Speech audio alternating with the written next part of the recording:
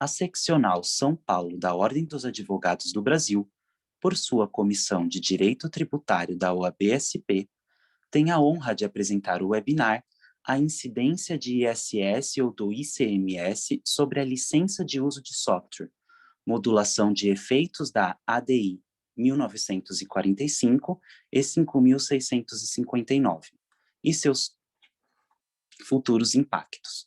Evento promovido pela referida comissão, com apoio da Comissão de Cultura e Eventos da OAB São Paulo. Informamos que este evento compactua com os Objetivos de Desenvolvimento Sustentável, um pacto firmado entre a OAB e a ONU. Com a palavra, senhoras e senhores, a nossa ilustre doutora Fernanda Ramos Pazero, membro da Comissão de Direito Tributário da OAB São Paulo. Doutora, a palavra é sua. Obrigada, Davi. Bom dia a todos e todas. Já estamos com mais de 120 pessoas participantes aqui conosco. É uma alegria estar mediando esse evento, em que nós trataremos do julgamento do Supremo Tribunal Federal sobre a tributação de software, em que o Supremo decidiu agora, com o julgamento finalizado no dia 18 de fevereiro, se haveria incidência do ISS ou do ICMS sobre o download de software. Esse julgamento ele começou em 2020, no ambiente virtual, e finalizou-se agora em 2021, no ambiente de videoconferência. É importante só que a gente traga que no ano passado nós tivemos o STF se debruçando sobre a questão do conceito de serviço, e aqui dou o exemplo, os precedentes sobre o contrato de franquia, farmácia de manipulação, mesmo sobre a questão das apostas, mas o grande julgamento que era mais esperado era do software, porque além dele trazer novamente a questão do conceito de serviço, e ele também traz uma questão extremamente relevante, que é a economia digital, e justamente as implicações sobre as novas tecnologias. Até por conta disso, a OAB, o ano passado, se dedicou ao tema em 2 webinars, e agora nós estamos retornando justamente para tratar sobre, especificamente, esse julgamento da tributação sobre o software. Gostaria de destacar que esse evento é uma organização da Comissão Especial de Direito Tributário, que é presidida pela Tatiane Psitelli, a vice-presidente a Daniela Lara, que está aqui conosco hoje, e em parceria com a Comissão do Contencioso Tributário, que é presidida pelo Luiz Roberto Peroba, e tem a vice-presidência da Maria Rita Ferragutti. Também gostaria de agradecer muito à OAB São Paulo pelo incentivo a esse debate de temas tributários, e aqui na pessoa do presidente Caio Augusto dos Santos, do seu vice-presidente Ricardo de Toledo, e não poderíamos deixar de esquecer da nossa diretora tesoureira Raquel Preto, que sempre prestigiou muito essa Comissão de Direito Tributário. Esse evento também é fruto do trabalho de 2 subcomissões, que é de precedentes, que justamente acompanha a DINS e repercussão geral no STF, e da subcomissão de economia digital. Bom, como vai ser o formato do evento? Será dividido em 2 partes, que a gente pretende que cada uma tenha 30 minutos, certo? A ideia é, na primeira parte, trazer o mérito, em que eu serei a mediadora, e na segunda parte, falaremos sobre a modulação de efeitos e suas implicações. A mediação será da Marcela Berger, que também já está aqui conosco. As perguntas, por favor, mandem pelo Q&A.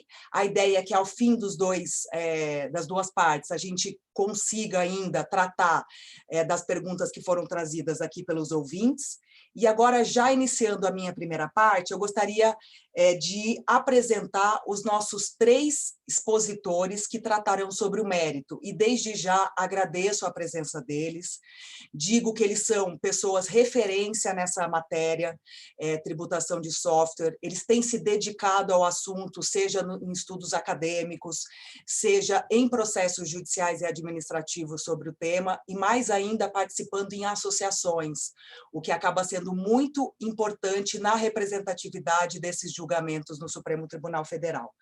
Então, teremos aqui conosco Saul Torinho Neto, que é sócio do escritório Aires Brito, doutor em Direito Constitucional pela PUC São Paulo, faz parte da comissão da OAB do Contencioso Tributário.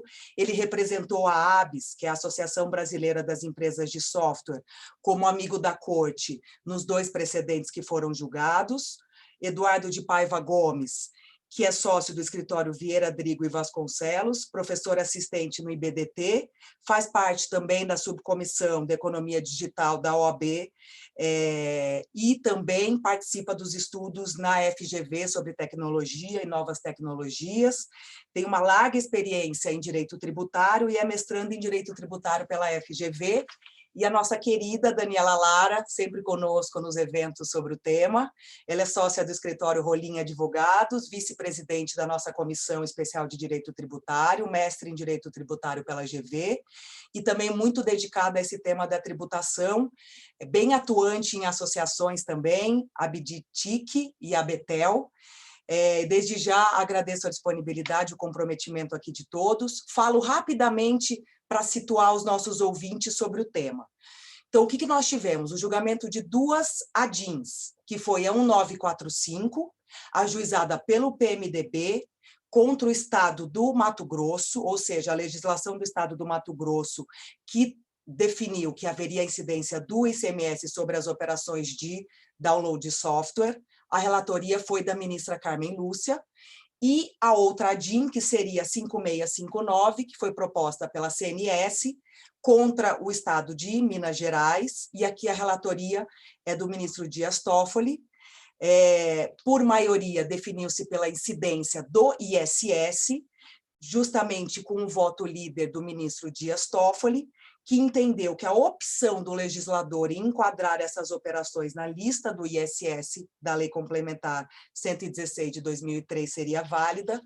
Então, eu gostaria de passar agora a palavra para o nosso amigo Saul Torinho Leal, que vai tratar justamente do julgamento, falando bastante do voto do ministro Dias Toffoli e do conceito de serviço, tal como definido lá, e trazer um pouco dos bastidores do julgamento. Saul, a palavra é sua. Muito obrigado, Fernanda. Bom, pessoal, é um privilégio estar na companhia de vocês, uma vez mais, tratando desse tema, que é um tema relevante, é um tema que se coloca no primeiro momento como um tema de direito tributário, mas que envolve o coração da economia digital a partir do conceito muito elementado que seria software. Há uma nova janela aí já aberta para nós que estamos na iminência do leilão do 5G, ao mundo da internet das coisas, que vai alterar muito do que compreendemos das bases da nossa economia, e havia um degrau anterior, conceitual, necessário, que era essa definição do conceito de software dentro das possibilidades existentes a partir de marcos nacionais e internacionais em relação a essa temática. O Supremo avançou em relação a essa questão e cá estamos nós hoje juntos fazendo um balanço e tentando traçar perspectivas a partir desse célebre julgamento.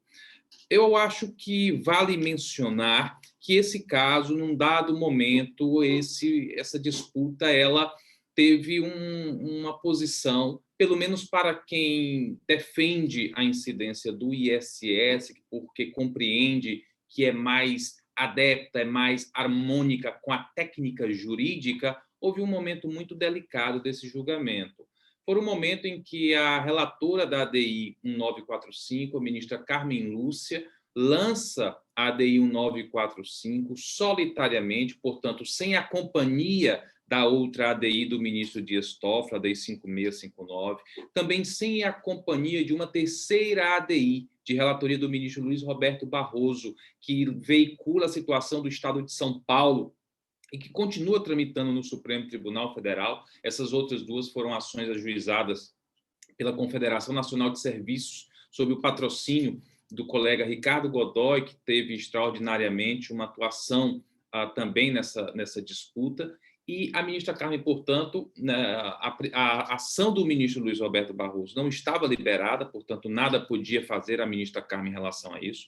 A ação do ministro Toffoli, que é sobre a qual nós também estamos tratando, essa ação, nada obstante estivesse liberada, mas a ministra Carmen não tinha como inserir, porque a competência para inserção no virtual é do relator, e ela, portanto, só poderia inserir a ação dela, a 1945, e ainda havia um recurso extraordinário de relatoria do ministro Fux, ao tempo não estava na presidência do Supremo, o presidente era o ministro Dias Toffoli, e que, portanto, igualmente traz algumas singularidades, a discussão não é um copia e cola dessa discussão sobre a qual nós estamos tratando, e esse RE igualmente ficara fora. Então, a ADI 945, que por 2 décadas tramita no Supremo Tribunal Federal, ajuizada a partir de uma lei de 1998, que traz a realidade do estado de Mato Grosso, lideraria a afirmação desse relevante precedente. E o voto da ministra Carmen se dera quando do estopim da pandemia, quando o relator, no plenário virtual, não era obrigado a disponibilizar o seu voto. Ele lançava simplesmente uma conclusão que, às vezes, trazia 1 ou 2 linhas, fora o que fizera a ministra Carmen Lúcia. Portanto, quando tem início o julgamento virtual, nós sabíamos que o voto era contrário, não conhecíamos os fundamentos, não conhecíamos os conceitos firmados, não tínhamos acesso ao voto e o placar ele já tinha tido um início contrário a partir de uma ação antiga, baseada em outros marcos normativos, notadamente as alterações anteriores às alterações da Lei Complementar 116. Vem na sequência o voto do ministro Fachin, acompanhando a ministra Carmen Lúcia, e no intervalo de 72 horas, todo um trabalho que poderia ter sido que vinha sendo feito, estava verdadeiramente em risco. Foi naquele momento em que todos nós, essa não é uma disputa que alguém vença sozinho, todos nós, então, nós voltamos vamos chamar, os autos, nos organizamos uma vez mais, espalhamos a necessidade de maior a união entre todas as partes afetadas, voltamos aos artigos, voltamos aos webinários, voltamos às discussões e veio o destaque do ministro Dias Toffoli. A partir desse destaque no virtual é que essa disputa ganha uma nova conformação, porque as partes afetadas se reuniram, as partes afetadas se comunicaram, as partes afetadas deram voz, elevaram a sua voz em relação à gravidade do que estava prestes a acontecer, e o presidente do tribunal, ao tempo, fora sensível a isso, destaca o caso e devolve o caso no plenário físico. Devolve com uma divergência consistente, que não precisa ser perfeita nem estar imune a críticas, mas que reposiciona a discussão a partir de um marco mais contemporâneo, porque ele, presidente Toffoli, trouxe a ADI de sua relatoria, a 5659, e não entregou apenas para a 1945 o destino dessa disputa. Ao trazer, houve um voto robusto que incursiona em marcos internacionais, desce para os marcos nacionais e, a partir daí, tenta dialogar com o que seria a definição de serviço, ou pelo menos a exclusão do conceito de mercadoria aplicável ao software. Nesse momento, eu tive a oportunidade de, representando a ABS, fixar pelo menos 3 premissas numa tentativa de sensibilizar o tribunal. A primeira era o esforço hercúleo dos municípios em se reconstruírem como entes da federação. Municípios cujas lideranças iam a Brasília e todos os jornais os retratavam como espécies de líderes aos frangalhos que estavam em Brasília, e assim era que a manchete os descrevia, com o pires na mão, estavam lá peregrinando por dinheiro, estavam lá porque as economias dos municípios viviam sempre em debilidade.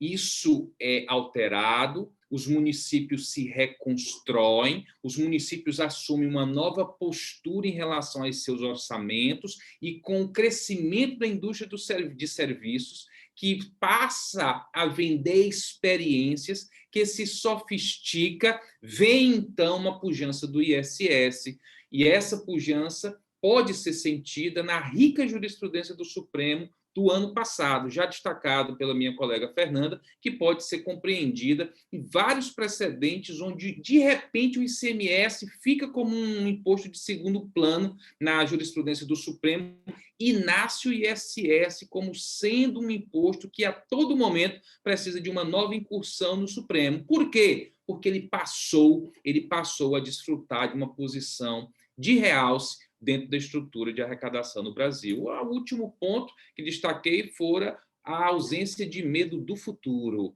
O ministro Gilmar, no voto divergente digo, quanto à tese que venceu, portanto, acompanhando a ministra Carmen, acompanhando o ministro Fachin e, ulteriormente, acompanhando o ministro Nunes Marques, ele demonstrou um receio de que houvesse uma erosão na base arrecadatória do ICMS a partir da economia digital. E fora lá o momento em que nós tivemos de dizer, quando as águas sobem, todos os barcos se elevam. Vai haver arrecadação para todos. Os dados da ABS dão conta de que a arrecadação por ISS em software, dentro do ecossistema de TIC, equivale a 11%. Não há justa razão para essa briga. Há tributação dentro de novas bases de uma economia digital que vai explodir com novos hardware dentro do conceito de mercadoria. Há uma projeção de crescimento para os municípios com software. Ambos terão suas bases arrecadatórias dentro desse novo marco econômico que a economia digital promete para nós. Esse foi, portanto, um histórico da disputa no Supremo Tribunal Federal, que, a partir da liderança do ministro Dias Toffoli, emplaca a tese do reconhecimento do software como serviço e, a partir daí, a incidência do ISS. Fechado o julgamento, um novo capítulo se abre, as minhas colegas vão ter a oportunidade de desenvolver de maneira mais elaborada essa questão, estou apenas aqui a concluir o meu raciocínio quanto ao julgamento, não posso passar sem fazer o registro formal do que houvera em relação à modulação de efeitos. Uma vez concluído o julgamento, firmado o precedente na 1945, na 5659, Dias Toffoli, relator da disputa, com um voto divergente e vencedor, vem então uma preocupação discreta ao tempo em relação ao que aconteceu no passado. Os estados poderão fazer uma cobrança retroativa, e isso nasceu de uma frase que o ministro Dias Toffoli lançou no voto da 1945 e replicou posteriormente na 5649, onde ele dizia que aquela decisão valia da publicação do acordo em diante. Ora, se vale da publicação do acordo em diante, então quer dizer que antes era o ICMS, então quer dizer que os estados, a partir de agora, ganham uma carta em branco para rememorar cobranças passadas e as múltiplas disputas em jogo. Qual o marco que o Supremo vai firmar em relação a isso? Houve grande alvoroço, ora dos municípios, ora dos advogados e advogadas tributaristas, em relação a uma lacunosidade dessa expressão, e entendendo que isso poderia convidar as fazendas estaduais a crescerem os olhos para essa disputa no que diz respeito aos efeitos passados. Eu, em representação do setor, notadamente software, tínhamos a intenção de manter uma modulação discreta que simplesmente fixasse uma premissa geral. Mas quando o ministro Dias Toffoli traz essa proposta para o plenário, há uma grande discussão. O ministro Alexandre de Moraes suscita questionamentos, o ministro Ricardo Lewandowski suscita questionamentos, o ministro Gilmar Mendes suscita questionamentos, o que faz com que o ministro Dias Toffoli retire a proposta geral de modulação, construa uma outra proposta, devolva essa outra proposta, que fora a proposta de 8 itens aprovada pelo plenário do Supremo Tribunal Federal. Portanto, o que posso dizer em conclusão, dentro do tema que a mim fora reservado, desses 10 minutos de uma breve exposição, é que o Supremo Tribunal Federal, nessa disputa, começou com um caso no plenário virtual, a partir de uma ação de 2 décadas, que repetiria o precedente do ministro Sepúlveda Pertence no que diz respeito a software de prateleira, dentro de uma realidade completamente distinta daquela firmada há mais de 2 décadas atrás, porque na tecnologia da informação, 2 décadas é uma era, não se justifica a repetição dos mesmos marcos passados 2 décadas, e isso foi ganhando a atenção de todos nós. Esse tipo de atividade que estamos fazendo foi revigorando a disputa, e por meio dessa grande cooperação entre múltiplos atores envolvidos na disputa, isso sai do virtual, vai para o presencial e entrega à nossa comunidade um precedente emblemático. Foi um privilégio para mim participar desse julgamento, tanto quanto estar na companhia de vocês hoje, podendo expor, mesmo brevemente, um pouco dessa histórica disputa. Muito obrigado, pessoal. Obrigada, Saul. Realmente é uma pena termos que esperar 20 anos para termos agora uma definição sobre a incidência, no caso do ISS, sobre essas operações de software, sendo que, na verdade, acho que o próprio produto já está ultrapassado, né? Então, o download de software talvez já nem esteja tão presente na nossa economia. E agora eu passo a palavra, então, ao Eduardo de Paiva Gomes, e a ideia aqui é que ele realmente nos traga o conceito de serviço que veio com o voto da liderança, né, do Dias Toffoli, e fale das implicações com relação a um outro leading case, que é o RE que tratará de licença de uso. Então, Eduardo, a palavra é sua. Obrigado, Fernanda. Bom dia a todos, bom dia a todas.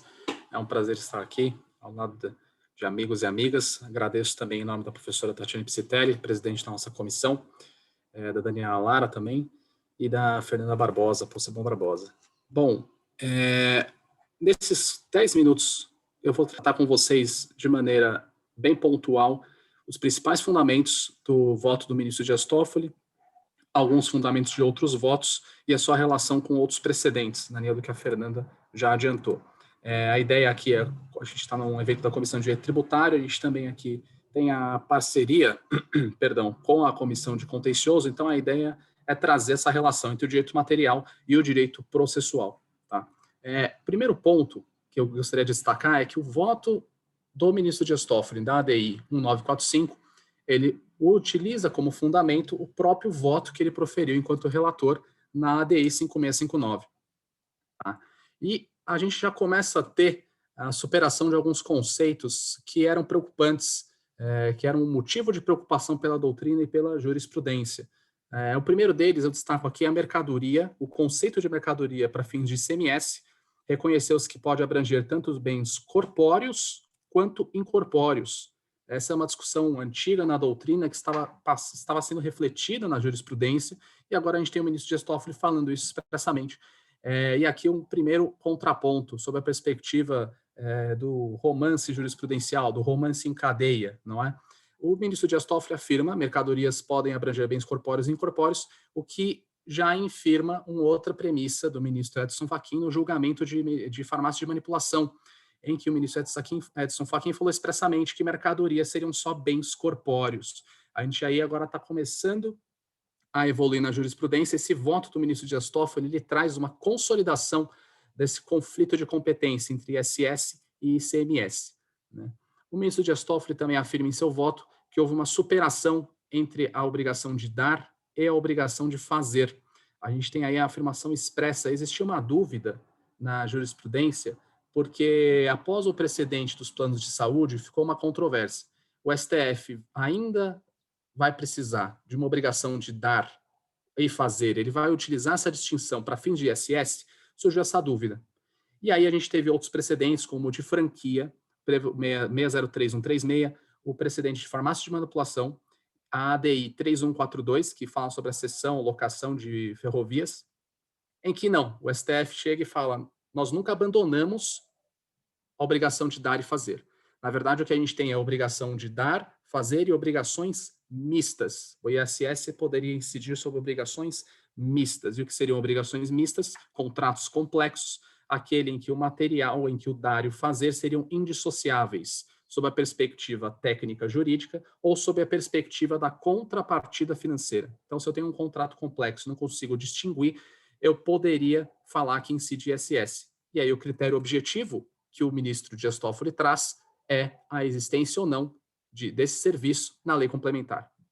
Um outro ponto que eu quero destacar no voto do ministro Dias Toffoli é a importância crescente que o artigo 155, parágrafo 2º, inciso 9 da Constituição, vem apresentando. E por que eu digo a importância?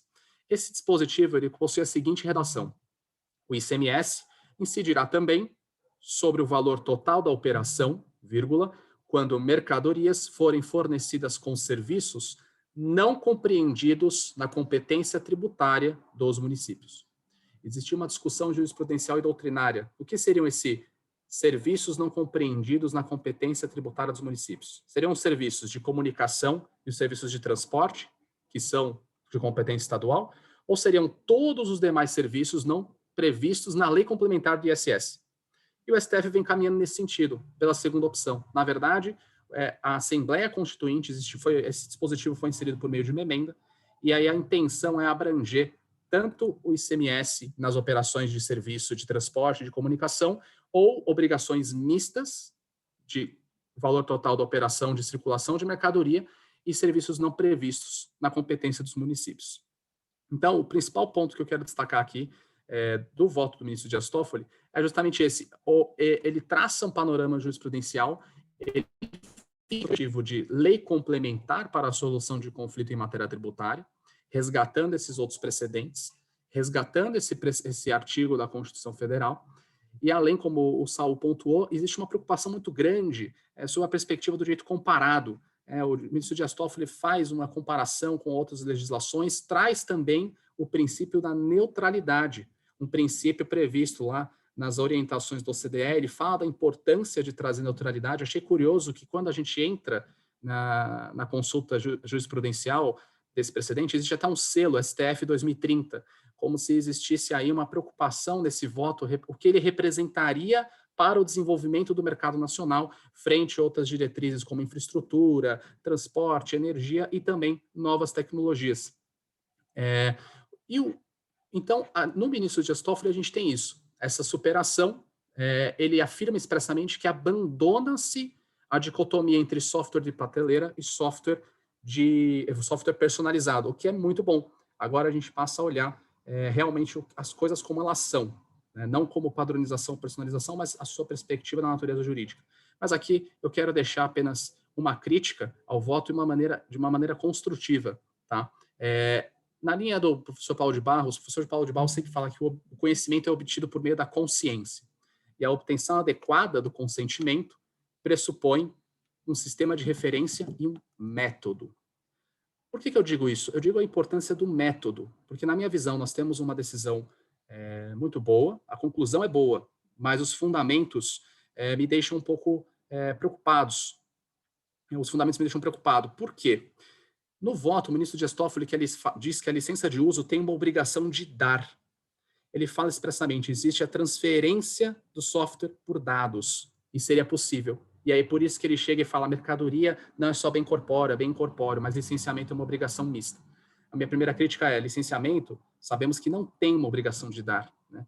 Não tem uma transferência de propriedade. Eu tenho uma disponibilização, eu posso ter outras figuras, outros institutos jurídicos, mas uma transferência de propriedade, uma obrigação de dar, na acepção doutrinária e jurisprudencial atual, nós não temos, tá? Esse é o meu primeiro ponto de crítica aos fundamentos, né? Sem prejuízo quanto à conclusão, acredito que esse conceito, essa necessidade de analisar o contrato de licenciamento enquanto inexistência de obrigação de dar, deveria ter sido feita de uma maneira um pouco mais aprofundada, tá?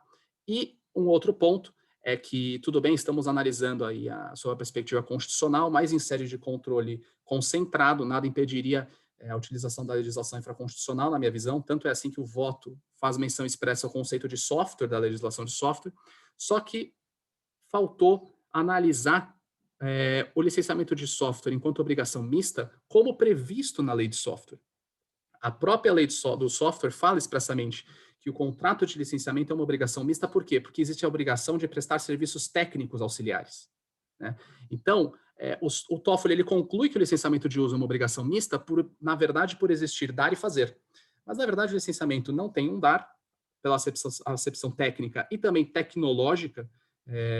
As pessoas que conhecem muito mais de tecnologia do que nós aqui vão concordar que não existe, né? A gente não tem um direito exclusivo sobre a licença de software. Ele é uma licença de software outorgada para o mesmo software para vários usuários. E o segundo ponto é exatamente esse da ausência de análise sobre o contrato misto de software, sob a perspectiva, na minha visão, mais legal, normativa, tá? E já tentando encerrar aqui minha fala e não invadir o tempo dos demais participantes, o ministro Fachin, quando ele vai proferir o voto dele na ADI 1945, aqui vem o primeiro ponto de destaque. Ele fala que a matéria dessas ADIs não coincide com o RE 688223. ele é expresso em falar. Ele fala, o que a gente está analisando aqui não é a mesma matéria do leading case de licenciamento de uso e a controvérsia quanto à incidência de ISS. Por quê? A premissa dele foi, estamos analisando aqui software de prateleira. E software de prateleira, então, eu vou poder falar que pode incidir ICMS, porque ICMS incide sobre a transferência de dados sobre bens, mercadorias, melhor dizendo, corpóreos, mercadorias corpóreas e incorpóreas. Aqui é o primeiro ponto de atenção. Nós podemos ter alguma controvérsia nesse leading case quando ele for julgado, tá? E é um leading case que não trata apenas da questão do licenciamento de uso e o conceito de software. Existem outros 2 importantes argumentos alegados desde a origem, o mandado de segurança de Curitiba, impetrado pela TIM. Existem 2 outros argumentos. Então, é a questão da licença de uso, a obrigação de dar e fazer. Alega-se ainda a imunidade da licença de uso, sob o fundamento de que seria uma atividade meio ao serviço de comunicação. Então, aí a gente sabe que a doutrina evoluiu muito nesse aspecto para afastar isso. E o terceiro argumento seria que, no caso específico da TIM, os contratos de licenciamento seriam provenientes do exterior. E se seria exterior, a gente teria ISS importação. Sendo ISS importação, não teria previsão constitucional para a cobrança do ISS. A despeito desses argumentos, a decisão da repercussão geral é um pouco mais genérica e ela fala licenciamento de uso, ISS. A gente não sabe o que pode vir aí nesse precedente. Estou muito otimista que vai ser a mesma orientação a ser aplicada, mas existem algumas peculiaridades e o que me chamou a atenção é justamente o voto do Fachin. Ele fala expressamente que a questão é diferente. É um voto vencido, claro, mas não deixa de ser uma posição que deve ser levada em consideração. Eu vou encerrar a minha fala, até passando a deixa aqui para a Daniela, Lara. Curiosamente, na ADI 5659, o dispositivo proposto no voto do ministro Dias Toffoli é o seguinte, 2 pontos. Vai conferir a interpretação conforme a Constituição Federal, excluindo das hipóteses de incidência do ICMS, o licenciamento ou a cessão de direito de uso de programas de computador. Esse é o dispositivo proposto no voto do ministro Dias Toffoli. E em seguida, aí é um prelúdio do tema da Daniela Lara, o ministro Dias Toffoli fala exatamente isso. Na ADI 5958, a Corte vai ter a oportunidade de analisar a cobrança do ICMS sobre todas as operações realizadas com o software. Tá? Eu encerro a minha fala aqui, espero ter cumprido a nossa meta dos 10 minutos, fico à disposição depois para os debates, para as perguntas, e reitero aqui o meu agradecimento em fazer parte desse evento tão importante e que ainda suscita muitas dúvidas que certamente surgirão com o julgamento do RE 688-223. Muito obrigado.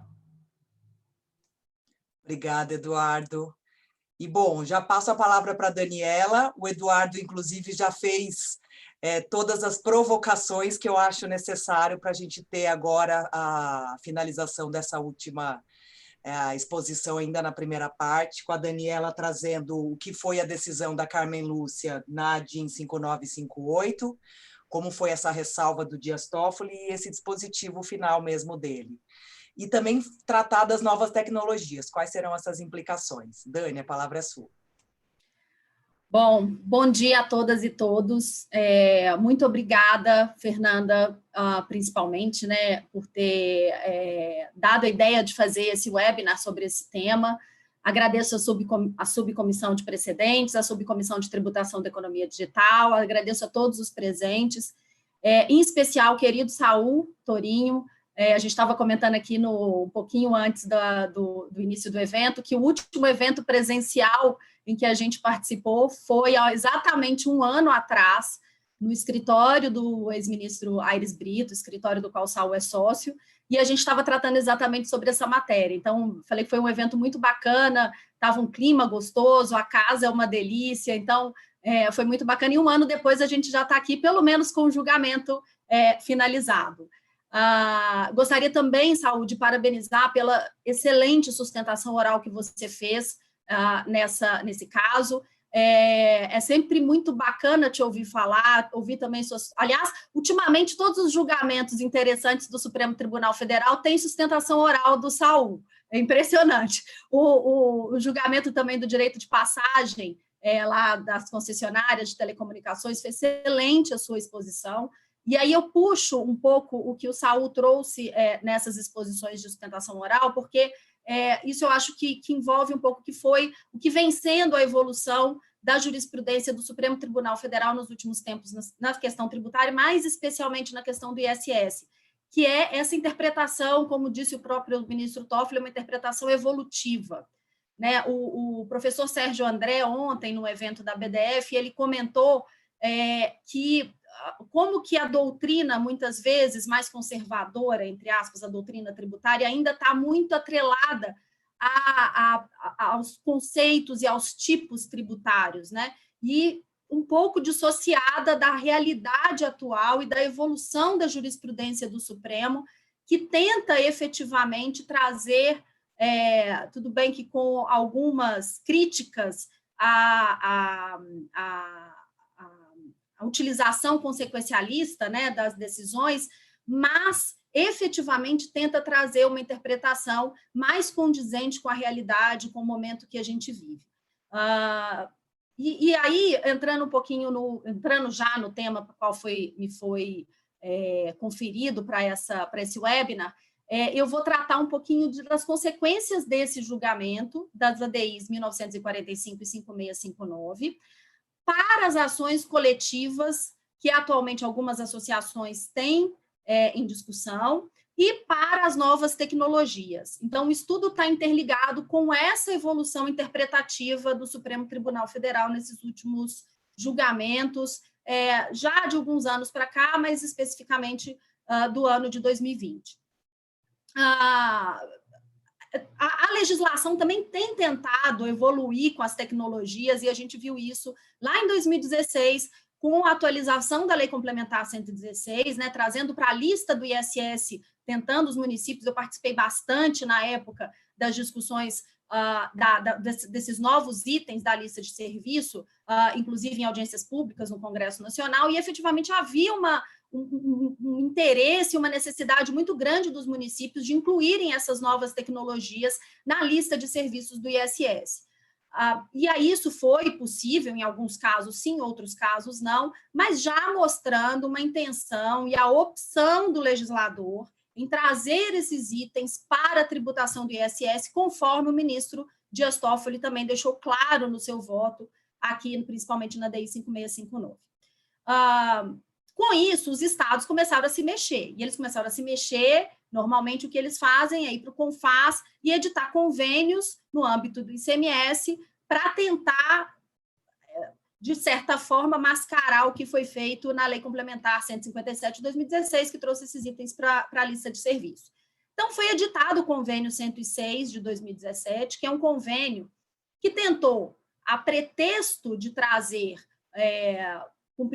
formas de cumprimento de obrigação acessória do ICMS, acabou ampliando a base tributária do ICMS, tentando abarcar toda e qualquer operação com softwares e outras tecnologias para a base do ICMS.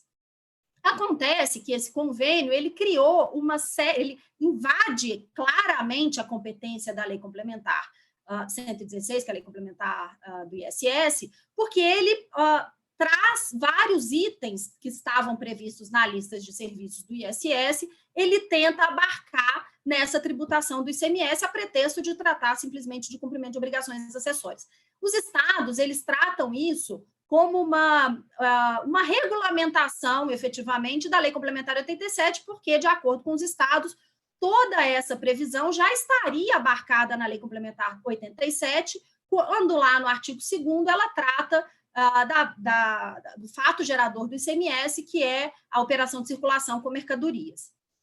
Bom, com esse convênio 106 de 2017, as empresas de tecnologia se mexeram e verificaram que, poxa, se eu tenho uma lei complementar do ISS que determina que nessas operações eu tenho, e aí eu não estou falando só de licenciamento de uso de software, eu estou falando de armazenamento, processamento de dados, disponibilização de conteúdos, veiculação de publicidade, etc.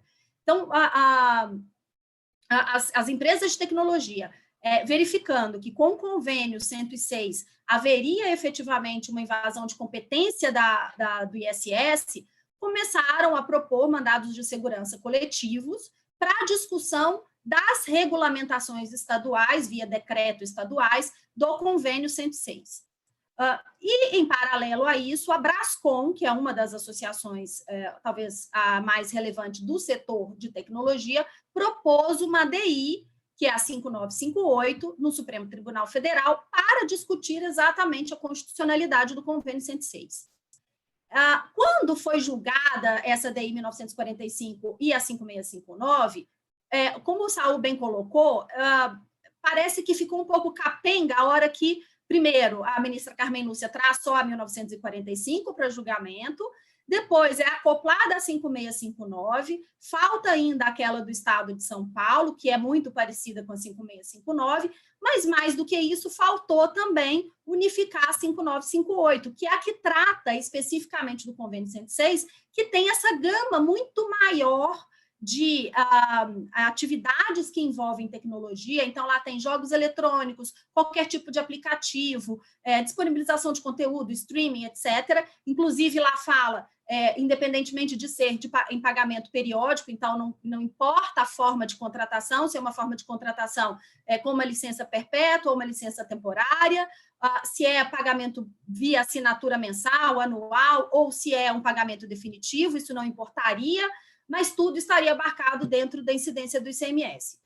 O que acontece? Com o julgamento da DI 1945 e a 5659, o ministro Dias Toffoli deixou claro que ele estava tratando ali de licenciamento de uso de software.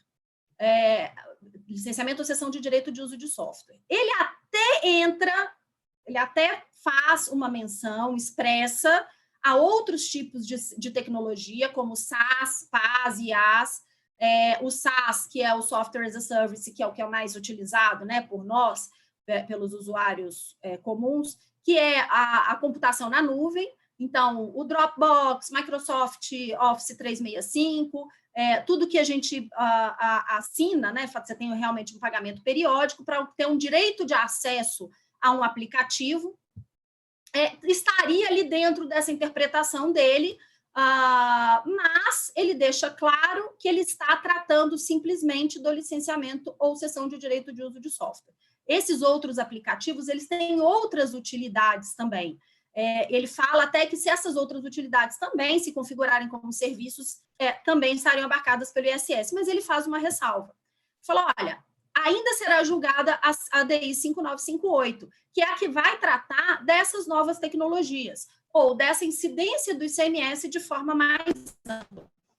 Recentemente, essa semana, a ministra Carmen Lúcia deu um voto, uma decisão monocrática, e ela, como relatora da DI 5958, que é essa que trata do Convênio 106, ou seja, essa ampliação da base de incidência do ICMS para essas novas tecnologias, e ela julga prejudicada essa DI 5958 em razão do julgamento da ADI 5659 pelo ministro Dias Toffoli.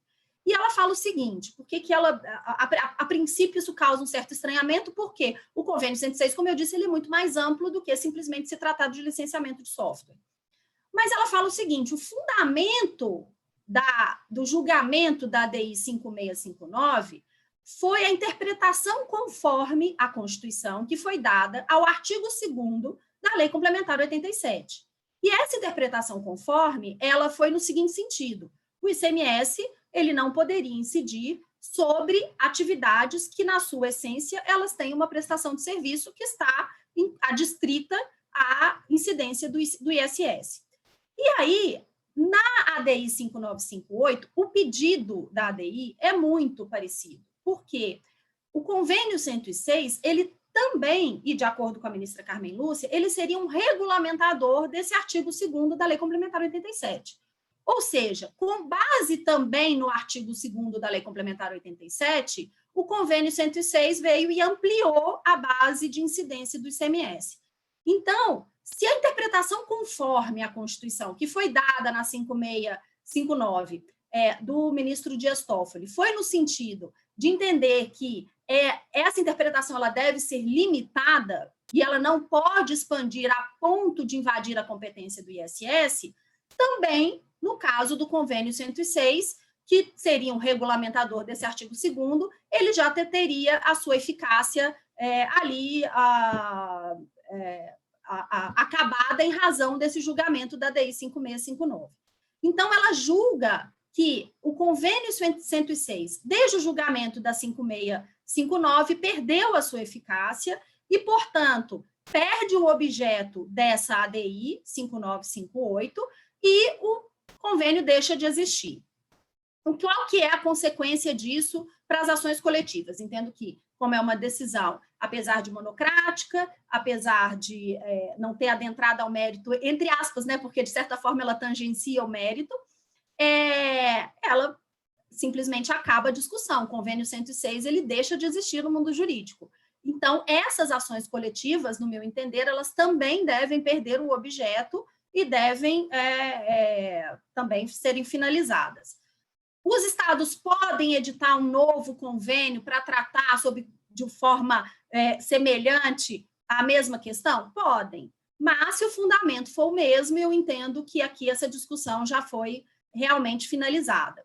Agora, resta a dúvida com relação às novas tecnologias. A gente tem aí, como eu disse no começo, inúmeras novas tecnologias em que a licença de uso de software ela é simplesmente acessória. Ela não é a utilidade principal, a utilidade fim, ou atividade fim que o usuário adquire.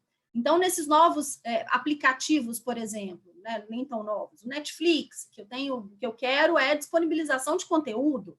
Então, o licenciamento de uso de software ele é um adendo, um acessório. Aí, a disponibilização de conteúdo está no item 1.09 da lista do ISS. Ali eu acho que não tem dúvida com relação à tributação do ISS. Mas eu vou ter, por exemplo, situações, principalmente na internet das coisas, como disse o Saúl, 5G está aí, e aí espero, né, que não demore muito, pelo menos o leilão, e que a gente possa ter acesso a essa tecnologia, mas a internet das coisas já é uma realidade, onde eu tenho contratos complexos e muito mais complexos do que simplesmente os contratos de licenciamento e cessão de uso de software, que já são complexos, que já tem várias atividades ali, que a gente nem pensava lá no passado.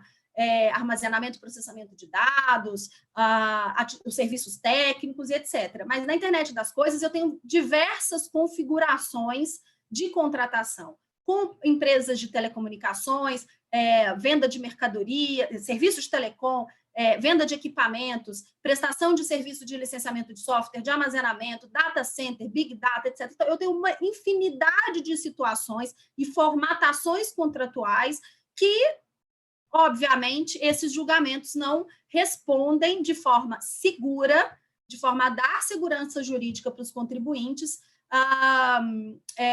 e como que isso vai se dar realmente, de fato, e considerando as novas realidades. Mas, independentemente disso, é inegável que esse julgamento é um grande avanço, apesar de tardio.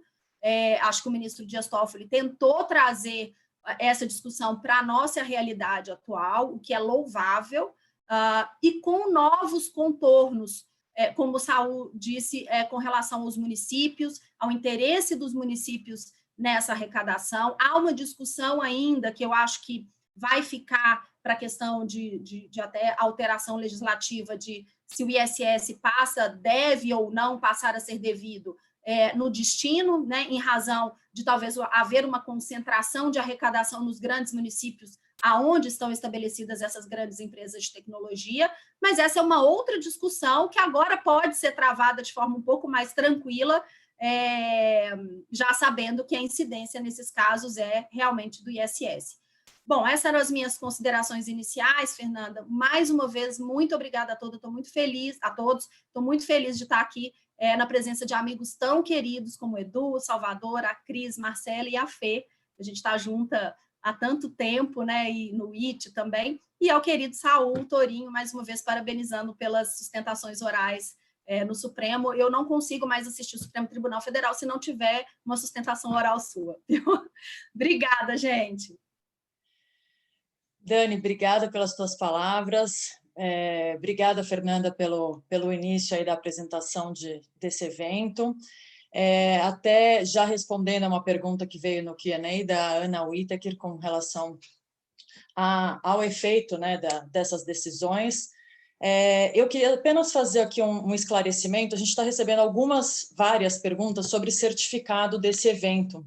Tá? Então, respondendo aqui coletivamente, sim, esse evento vai emitir certificados. Certificados serão emitidos em nome que foi inserido para entrar aqui na plataforma.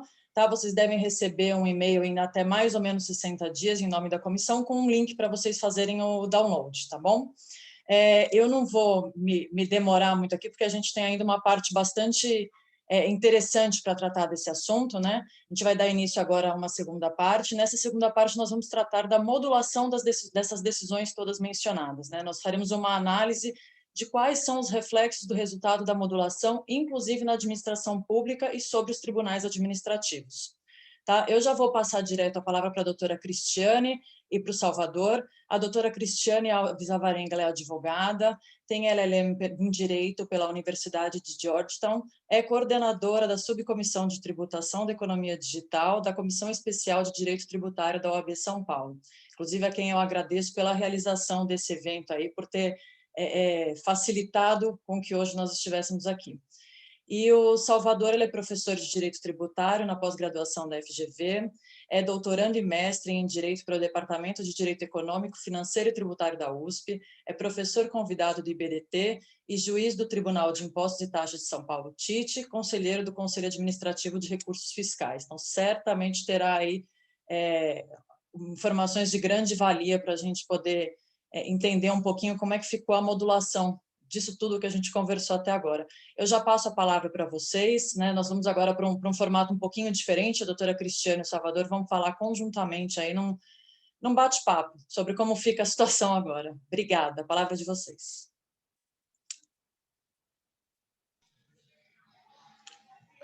Bom dia, Cris, bom dia, Fê, Daniela, o Saul. É um prazer conhecer o Saul, não conhecia.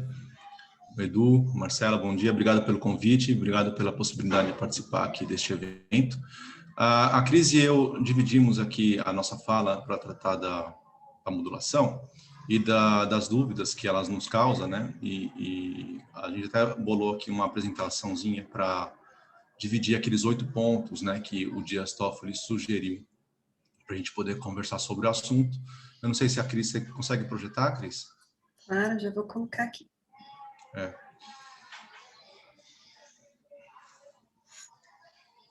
Então, inicialmente, o que a gente, o que eu vou tratar aqui com vocês? Para entender a justificativa ou a razão de ter ocorrido essa proposta do ministro Dias Toffoli no voto vista que ele proferiu lá na ADI 1945, essa proposta de modulação, acho que a gente tem que alinhar aqui um pouco uma linha do tempo, né, e verificar como foi o percurso da ADI 1945 até o seu julgamento agora em fevereiro de 2021. Então, essa ADI ela foi proposta lá em 98 pelo PMDB, da lei, contra vários dispositivos da Lei 7.098 de 98, lá do Mato Grosso, né? O que nos interessa aqui, no nosso caso, é o inciso 6º do parágrafo 1º, do artigo 2º, que tratava da incidência do ICMS sobre operações com software, ainda que por transferência eletrônica de dados. Então, eu quero tratar essa questão de linha do tempo, até para verificar aquela questão do artigo 27 da Lei 9868, que admite a modulação dos efeitos de uma decisão em sede de controle concentrado, né, quando declara uma inconstitucionalidade, para restringir os efeitos de uma declaração, como acontece às vezes no Supremo, que ele delimita ou restringe para quem tinha ação proposta, para quem tinha ingressado no judiciário, por exemplo, ou então para definir uma eficácia dessa decisão a partir de do trânsito julgado ou de um outro ponto no tempo, né? Que é o nosso caso aqui, que a proposta do ministro Dias Toffoli foi a partir da publicação da ata de julgamento. Mas para que essa modulação seja levada a efeito ou seja aprovada, é preciso ter alguma razão de segurança jurídica ou de um excepcional interesse social. Então, para mim, faz sentido a proposta que ele fez na ADI 1945, por conta justamente do longo tempo que ela demorou para ser julgada, e aí sim eu vejo uma razão de segurança jurídica. Então, a ADI ela foi proposta em 98, e no pedido da ação direta de inconstitucionalidade, havia um pedido de liminar, né, de cautelar para a suspensão dos efeitos das leis, dos dispositivos dessa lei estadual. Essa liminar, essa cautelar, ela foi julgada apenas em 2010, 12 anos depois da proposta. E quando foi julgada essa cautelar, o Supremo Tribunal Federal ele sinalizou, e isso veio sendo afirmado por muito tempo pela doutrina e pelo judiciário depois disso, de que era possível a incidência do ICMS sobre as transferências eletrônicas de software, capitaneada aí liderado pela decisão do ministro Nelson Jobim, né, que foi acompanhado pelo Aires Perito, o César Peluso, inclusive o Dias Toffoli, mas o Dias Toffoli foi por uma razão diferente, não pela ideia de evolução, como disse o Nelson Jobim ou o Aires Grau, né, de que o texto jurídico ele evolui com a sociedade, né? Então, havia ali uma clara sinalização de que era possível incidir o ICMS sobre a transação com software, ainda que por meio eletrônico, né, ainda que por download, que não havia diferença entre a operação com suporte físico ou a operação com transferência eletrônica. O Dias Toffoli acompanhou naquele primeiro momento por uma questão do tempo que tinha decorrido, né?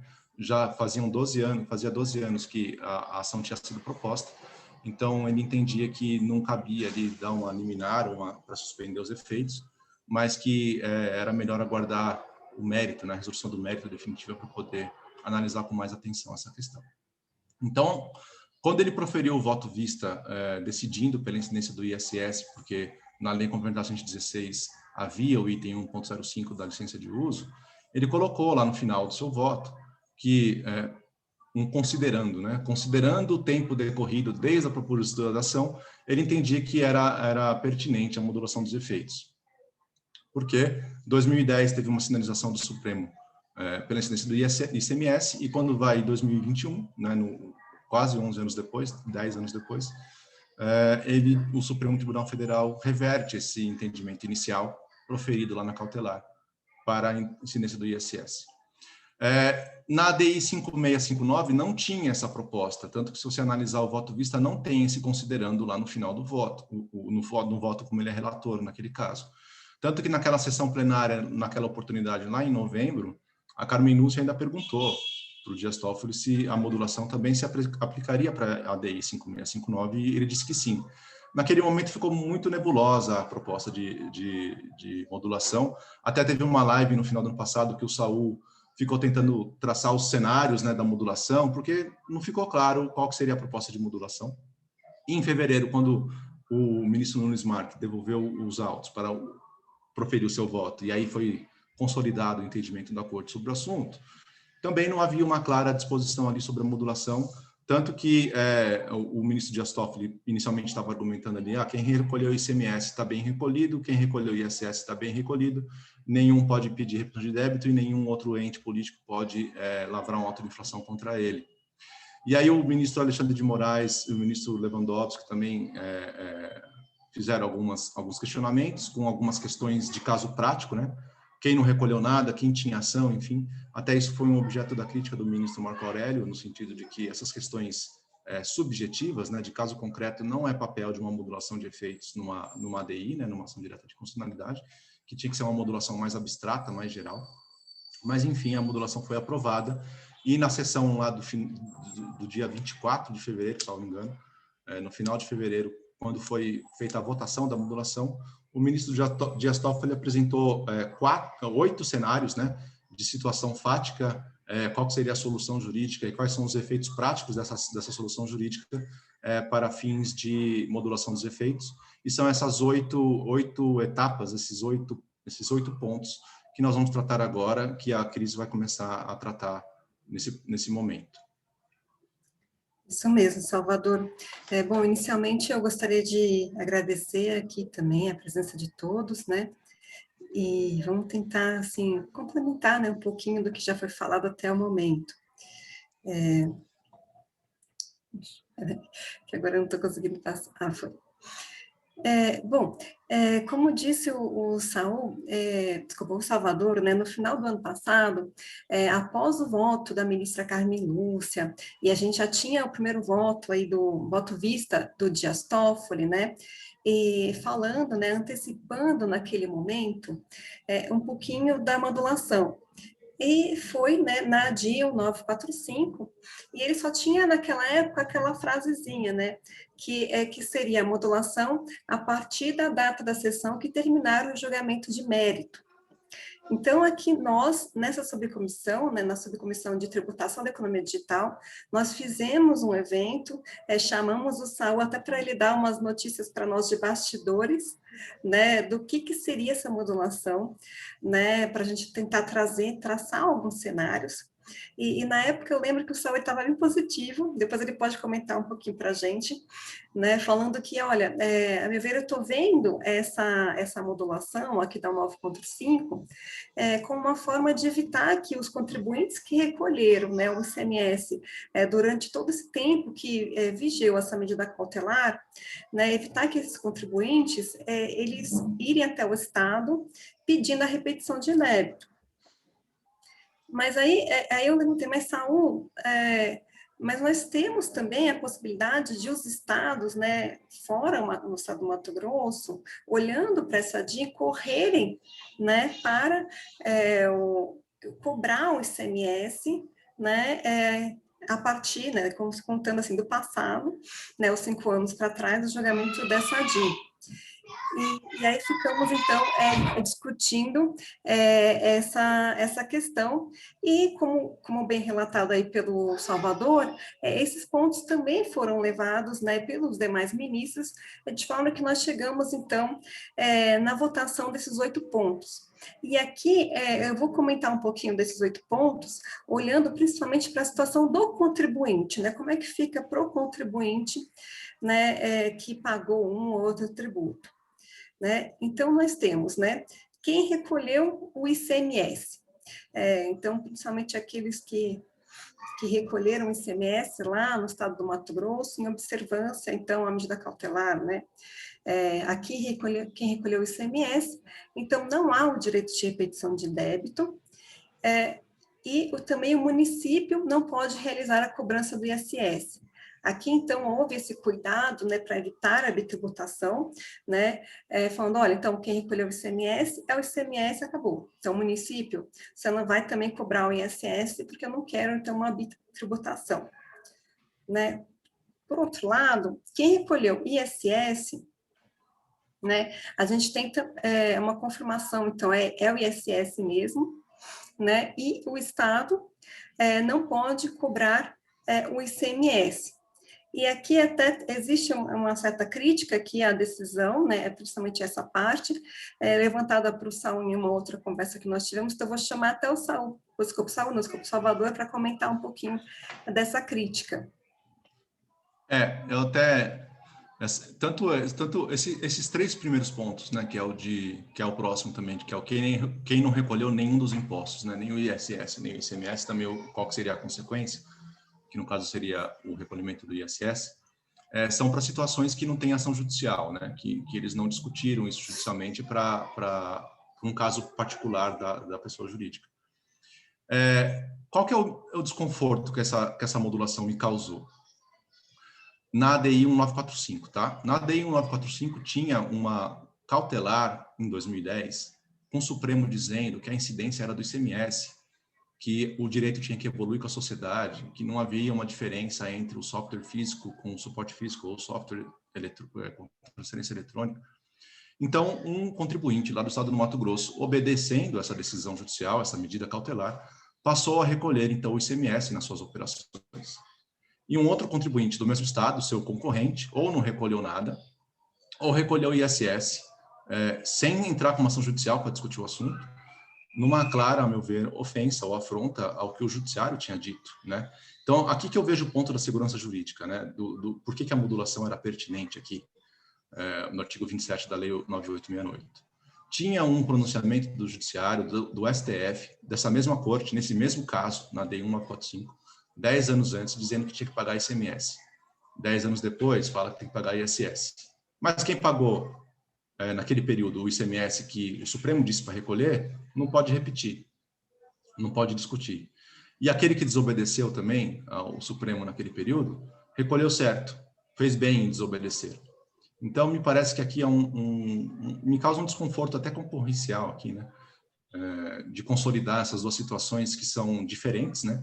Quem recolheu o ICMS recolheu um imposto diferente daquele que recolheu o ISS, e o fez com uma ordem judicial, com base numa medida cautelar do STF na ADI 1945, dizendo para ele que ele deveria recolher o ICMS. E parece um pouco contraditório para ele, né? Então, eu obedeci o Supremo, recolhi o ICMS.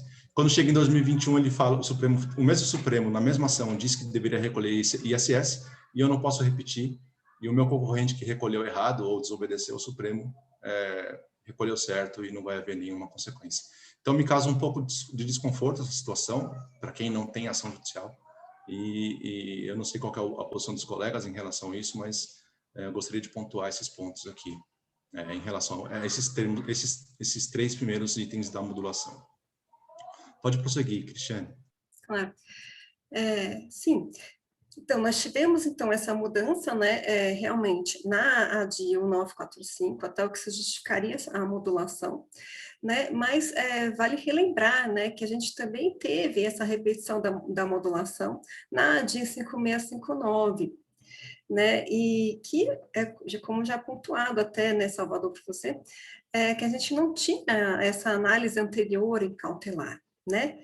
Então, aqui, eu vejo, a gente teve aqui um olhar realmente mais abrangente, né? Um olhar, assim, para todos os estados, né, municípios, para as empresas em geral, né? E aqui tentou-se, né, tomar esse cuidado, né, para evitar a bitributação, né? Tanto é que, conversando no mercado, é possível ver que o mercado recebeu, né, essa análise aqui de modulação que foi votada e acolhida, né, com olhos positivos, né? É certo, é verdade, né? O pessoal do estado do Mato Grosso, eventualmente, possa ter sido assim prejudicado, talvez por um período, enquanto a gente não tinha até um ICMS, né, a 5%, que depois veio, né, então o convênio lá até reduzindo para 5% a alíquota do ICMS.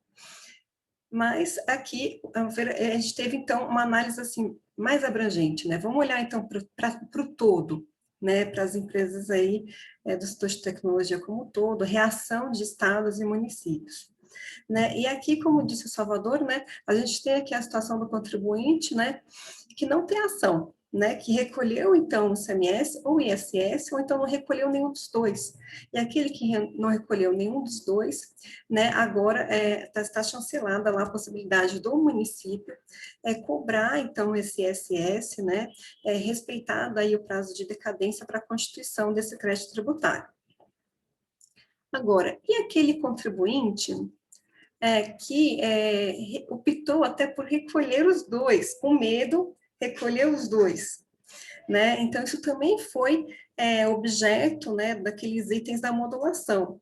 Aí, nesse caso, então, até para evitar o enriquecimento sem causa do Estado, possibilitou-se que o contribuinte ou ajuize uma ação de repetição de débito, né, para reaver esses valores de ICMS, né? Ou então, aqueles que já têm a ação de repetição de débito que seja, então, analisada.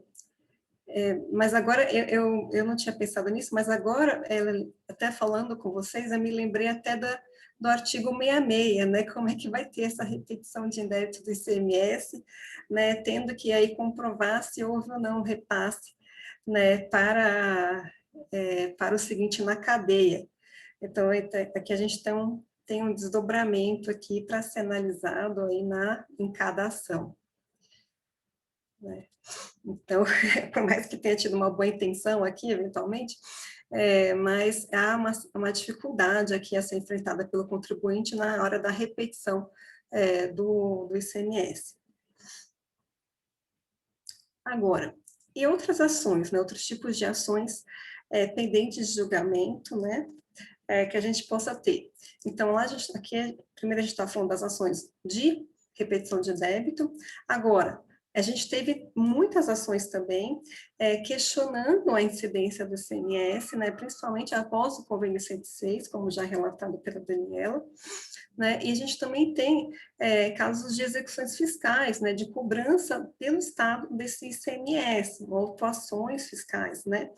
Então, aí, nesse caso, também foi pontuado que, pelo STF, né, nessa lista de modulação, que deverá, então, ser cancelada essa cobrança do ICMS, né, podendo, então, levantar penhora, levantar garantia, levantar depósito, né, e, por outro lado, né, se há um questionamento acerca da incidência do ISS, aí há um indicativo de que deverá, né, então, prevalecer aí essa incidência do ISS, essa cobrança do ISS.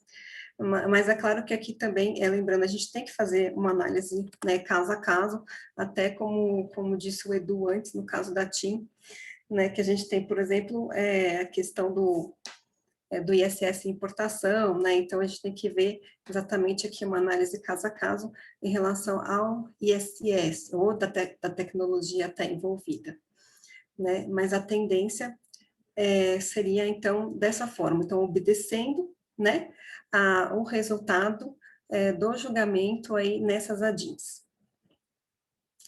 E agora, passando um pouquinho, né, para os efeitos dessa modulação em relação às autoridades administrativas, né, e principalmente os tribunais administrativos, que o Salvador aqui até vai voltar um pouquinho, eu só vou passar, só vou começar um pouquinho aqui falando, né, como disse a Dani, né, a gente teve, né, na ADI 5958, um voto proferido essa semana pela ministra Carmen Lúcia, né, que falou, olha, no caso, né, da ADI 5659, né, que houve, então, esse términozinho aqui, né, da discussão, né, em que fez uma análise não apenas da legislação, no caso lá de Minas, mas do próprio artigo 2º da Lei Complementar 87,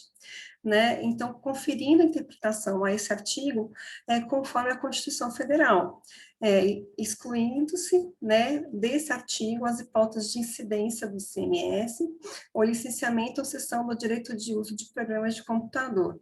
Então, diante disso, Salvador, como é que a gente fica? E você, até como juiz do TIT, né, eu tenho certeza que não precisa falar a opinião do tribunal, mas a sua opinião aí, como é que fica aí na aplicação, né, desse entendimento? Não, claro, bom você ter pontuado, porque é a minha opinião. Sim. No primeiro momento, quando eu analisei essa questão, nós temos duas ADIs, né? Então, assim, quando você analisa uma ação direta de constitucionalidade, ou uma ADC, né, elas estão questionando um dispositivo de lei ou uma lei específica, no caso aqui, de um Estado-membro. Então, é a lei daquele Estado-membro que está sendo retirada do ordenamento jurídico se ela for julgada inconstitucional. Isso acontecia muito naquele cenário de guerra fiscal, né? Inclusive, eram propostas diversas ações diretas de constitucionalidade contra algum dispositivo específico, de um Estado específico, que deu um benefício fiscal sem convênio. Aí aquele Estado revogava o benefício, o decreto que conferiu o benefício, e a ação direta de constitucionalidade perdia o objeto, ela era arquivada, né? E aí o Estado publicava um novo decreto e seguia a vida. Então, a ADI, por mais que ela seja um caso abstrato, né, ela analisa uma análise concentrada, né, e ela analisa uma lei específica. Então, analisando a ADI 1945, ela está julgando inconstitucional a lei específica do Mato Grosso, que é 7.098, alguma coisa assim. Deixa eu pegar o número certo aqui para não falar errado. 7.098 de 98. Então, é essa lei específica do Mato Grosso que foi julgada por inconstitucional e foi retirada do sistema jurídico. Claro, a partir da ata de julgamento, né? Tem esse ponto também. Então, em tese, ela não teria efeito para outros estados, tá? O estado de São Paulo, por exemplo, não seria afetado por essa legislação e poderia continuar cobrando o ICMS de acordo com o seu decreto que institui com a lei 6.347 que institui essa cobrança. Mas, né, como já disse aqui a Daniela e também a Cristiane, a ADI 5659, ela tem um pedido específico para dar uma interpretação, além de julgar inconstitucional dispositivos de lei e de decreto do Estado de Minas Gerais, ela também tem um pedido específico para julgar inconstitucional ou para julgar para fazer uma interpretação conforme a Constituição do artigo 2º da Lei Complementar 87, que é uma lei nacional que todos os estados devem obedecer, né? Então, o Dias Toffoli, no seu voto, imprimiu essa interpretação conforme do artigo 2º, dizendo que deve ser excluída a interpretação desse dispositivo qualquer possibilidade de interpretação de incidência do ICMS sobre o licenciamento de software, sobre o licenciamento de programa de computador. Então, temos aqui um efeito geral de uma norma nacional, que é a Lei Complementar 87, que agora sim o Estado de São Paulo ou outros estados que não são parte na ADI 5659 nem são parte da ADI 1945, terão que observar. Então, a meu ver, até acho que tem um ponto aí do artigo 28, né, Cris, da Lei 13.457, que trata da impossibilidade do Tribunal Administrativo julgar ou afastar a disposição de lei por argumentos de inconstitucionalidade, salvo se essa lei já for julgada inconstitucional, declarada inconstitucional por uma ação direta de inconstitucionalidade pelo Supremo, que é o caso. Então, o Supremo Tribunal Federal disse que o artigo 2º da lei 87 de 96, a Lei Complementar 87 de 96, não pode comportar a interpretação de que o ICMS pode incidir sobre licença de uso de software. Consequentemente, as leis estaduais não podem prever essa hipótese em suas leis, né? Então, qualquer tipo de lei estadual ou decreto estadual que preveja a incidência do ICMS sobre transferências eletrônicas de dados ou sobre licença de uso de software, ela deve ser afastada do sistema jurídico, ou deve ser revogada, no caso, né? E o Tribunal Administrativo, no caso o TIT, o julgador, teria a possibilidade, então, de aplicar essa ADI 5659 para afastar esse dispositivo estadual, afastando a incidência do ICMS nos casos concretos que se apresentem ali de lançamento de auto de infração no Tribunal de Impostos de Taxas aqui de São Paulo. Um problema que eu queria só destacar eu não sei como que vai ficar depois o julgamento final do Dias Toffoli, né, como que ficará o voto, a redação final dessa modulação. Porque ele fez ali na arguição, na sustentação oral, na sustentação ali no plenário, esses oito itens. Ele disse até que tinha sido distribuído um quadrinho, né, com a situação fática e a consequência e a solução prática. Eu tenho até essa imagem desses 8 pontos, que é exatamente esses 8 pontos que a Cristiane acabou de falar. Mas quando você vai lá para o voto, no voto não está tão claro esses 8 itens, né? Eu não sei se vocês tiveram essa mesma impressão. Porque eles colocam assim, ó, impossibilitar a repetição do indébito do ICMS para quem recolheu até a véspera da data da publicação do ata, e evitar que os municípios cobrem o ISS em relação aos mesmos fatos geradores. E impedir que os estados cobrem ICMS em relação aos fatos geradores ocorridos até a véspera da ata. Ficam ressalvadas as ações judiciais, inclusive repetição de indébito. Então, ficou assim bem abrangente, né? Repetição judiciais de quem? Proposta contra quem? É a execução fiscal estadual, é a execução fiscal municipal. Então, aquele quadrinho lá de 8 pontos estava mais detalhado do que isso aqui, que pode gerar até um pouco de confusão depois na aplicação do julgado.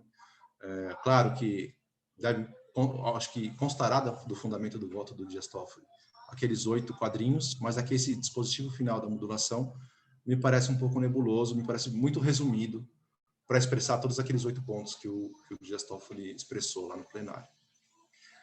Então, encerrando a minha fala, gostaria de agradecer mais uma vez a oportunidade, gostaria de agradecer aqui a Cris também pela parceria de elaborar aqui o nosso diálogo, agradeço a Daniela e a Fernanda pela oportunidade da participação e estou à disposição para responder algum questionamento, para os debates que se fizerem aqui na sequência. Obrigada, Salvador. Obrigada, Cristiane. Eu vou aproveitar, então, nós temos ainda não, apenas, né, alguns minutinhos, né, a gente poderia ficar aqui mais um bom tempo debatendo esse assunto, mas vieram 2 questões aqui no nosso Q&A que eu vou aproveitar e vou pedir para o Salvador e para a Cristiane responder para a gente. Na verdade, é a questão de Mariana Fernandes e Ronaldo Santos. Tá? São 2 questões similares, mas a resposta de ambas é no mesmo sentido, né? E ela nos pergunta, a Mariana, no caso de contribuintes que emitiram nota fiscal de mercadoria, mas sem incidência de tributação, pois a legislação não previa alíquota para o software, poderiam os municípios alegar ausência de recolhimento para exigir ISS? Então, como a gente está falando dessa questão de modulação, gostaria que, sim, em um minutinho, uma forma resumida, a gente pudesse responder essas duas perguntas, por favor. A meu ver, sim.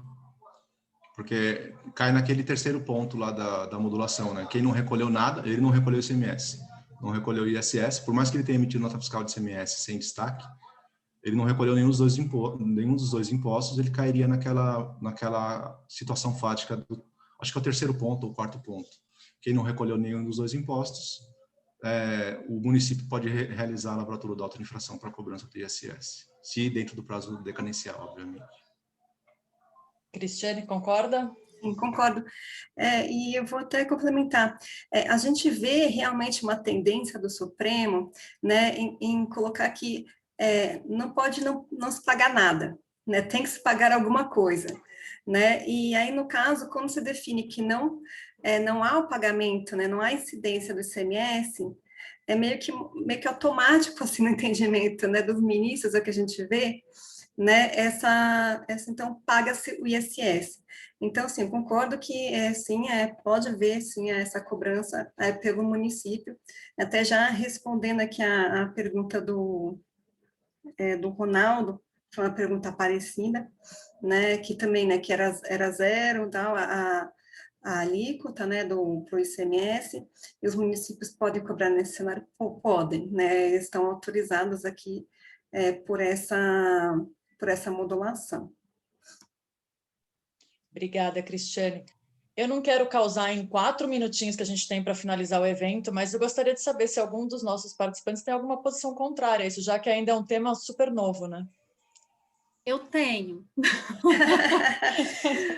Assim, eu entendo o seguinte, porque o fato porque a tributação do software pelos estados até 2017, por aí, né, até o convênio 108 e depois o convênio 106, o de 2015, que reduziu a alíquota a 5%, mas tentando tributar toda a licença de software e não só o meio físico. Mas enquanto alguns estados ainda cobravam sobre o meio físico e o dobro do valor do meio físico, que era o que normalmente era cobrado pelos estados, e a empresa ela emitiu nota fiscal de mercadoria, ela não tributou simplesmente porque não tinha base de cálculo, mas existiu a incidência do ICMS. O não recolhimento ele foi em cima da questão de não ter uma base de cálculo em razão de ser uma transferência eletrônica e não por meio físico. Eu acho que vai dar muita dúvida isso. Eu acho que não é assim, então, se o município poder cobrar, porque, tudo bem, no quadrinho está lá, não recolheu o ICMS, mas ele não recolheu o ICMS em razão, não porque ele não entendeu, simplesmente eu não vou recolher nenhum tributo. Ele emitiu nota fiscal e não tinha base de cálculo do tributo. Então, entendo que, sim, ele sofreu a incidência do ICMS e, portanto, nessa modulação, que foi uma tentativa de tentar solucionar vários embrólios, neste caso, eu entendo que o município não poderia cobrar o ISS, mas, claro, acho que vai gerar ainda muita dúvida. Com certeza. Não, é um bom posicionamento. Eu mantenho a discordância, porque o Supremo Tribunal o Supremo Tribunal Federal disse em recolhimento, né? Ele fez o destaque ali de zero, né? Porque não tinha base de cálculo, já que era uma transferência eletrônica. Isso até o convênio 181, né? Porque depois passou a ser carga tributária de 5%. Exato, falei convênio 108, às vezes eu erro os números, é 181, isso mesmo. Mas assim, ele não recolheu, né? Não recolheu nenhum nem outro. Então, corre o risco, sim, de ser autuado. Eu não vejo muito... Isso. Eu vou refazer um pouquinho aí a minha fala, que eu levantei até a mão aqui, para falar assim, quando eu disse assim, o pode, era realmente nesse sentido de que o município, né, ele pode, assim, utilizar deste jogado para cobrar. Mas eu sou advogada, gente. Há uma defesa. Estamos falando de risco, né? É o risco. Exato, tem o risco de ser autuado. Tá certo, tá certo. Eu acho que vai dar discussão ainda. Obrigada, gente. Eu vou, então, agora, a gente tem aqui 1 minutinho, eu vou passar a palavra para o Saul, para ele dar aí uma última pincelada no tema. Realmente, a gente poderia ficar aqui muito tempo mais, mas, infelizmente, nosso tempo já está finalizando. Obrigada. Bom, pessoal, só aproveitando aqui como um desfecho, eu só divido a experiência de que, quando do anúncio pela primeira vez, na proclamação do resultado, por parte do ministro Dias Toffoli, acerca da modulação, a proposta que ele havia inicialmente trazido na 1945 e depois replicado na 5659, como todos os colegas que me antecederam compartilharam, era uma proposta muito discreta, muito simples, tinha 2 linhas. A partir daí, houve receios por setores diversos de que aquela lacunosidade aquilo poderia dar ensejo a ações ulteriores. Nós, então, municiamos o ministro Dias Toffoli de todas as possibilidades, mas jamais imaginando, naquele primeiro momento, de que aquilo viraria um quadrinho de modulação. Imaginávamos que todas as hipóteses seriam para dar um repositório que, caso o ministro fosse uma vez mais questionado pelos seus pares em relação às múltiplas possibilidades, então ali haveria uma articulação argumentativa para, municiado pelas partes afetadas, explicar o que poderia acontecer em cada caso. Só que o ministro Dias Toffoli é um ministro que desfruta de grande abertura com seus colegas, é um julgador dado à conciliação e, entre a proclamação primeira e o julgamento da semana seguinte, com o voto vista do ministro Nunes Marques, o ministro Dias Toffoli conversou com os colegas, compartilhou essas impressões, estruturou de maneira pedagógica num quadro e percebeu que haveria adesão para emplacar aquela modulação na maneira novidadeira que ele emplacou. Daí, quando fomos assistir à proclamação do resultado, sequer houve discussão, porque já havia entre os ministros um consenso de que era possível emplacar a modulação daquela maneira. Todos nós que acompanhamos modulação de efeitos em matéria tributária sabemos que foi algo pioneiro, não temos notícia de uma modulação que incursione dessa forma numa tentativa de orientar procedimentos futuros. De qualquer maneira, fora isso que o Supremo legou para nós no que diz respeito a essa modulação de efeitos, contemplando, em alguma medida, uma inquietação de quem tinha receio do que as fazendas estaduais poderiam fazer. Portanto, é só aqui dividindo uma vez mais um pedacinho do que aconteceu em relação a essa modulação de efeitos, para que a gente possa, a partir desses bastidores, se debruçar sobre a técnica e orientar quem precisa de orientação. Obrigada, Saul. Bom, acho que a gente venceu o nosso tempo, 1h30. Realmente, eu acredito que a gente tem uma composição no Supremo que agora aceita mais essa discussão sobre modulação de efeitos, e justamente a gente ter essa situação das 8 hipóteses reflete isso. O ministro Dias Toffoli percebeu que teria ali uma adesão e realmente conseguiu essa modulação abarcando mais situações. Bom, eu gostaria de agradecer a todos, dizer que nós tivemos alguns questionamentos quanto à questão de importação de licença de uso com relação aos outros tributos federais. A ideia é que a OAB faça um evento, e aqui já até destacando os que estão neste evento, para que a gente trate dessa outra questão. Como não temos mais tempo, a gente não vai mais poder responder as perguntas, mas com certeza teremos um novo evento. Agradeço a todos os ouvintes, agradeço aos participantes, todo mundo que trouxe as suas questões. Espero que todos tenham um bom fim de semana. Obrigada também a toda a organização da OAB, a Danila, a Marina, o Davi, que estiveram com a gente aqui nessa organização. Bom, então acho que é isso. Uma boa sexta para todo mundo. Tchau. Obrigada. Tchau. Obrigado, gente. Tchau. Um abraço. Bom final de semana. Se cuidem.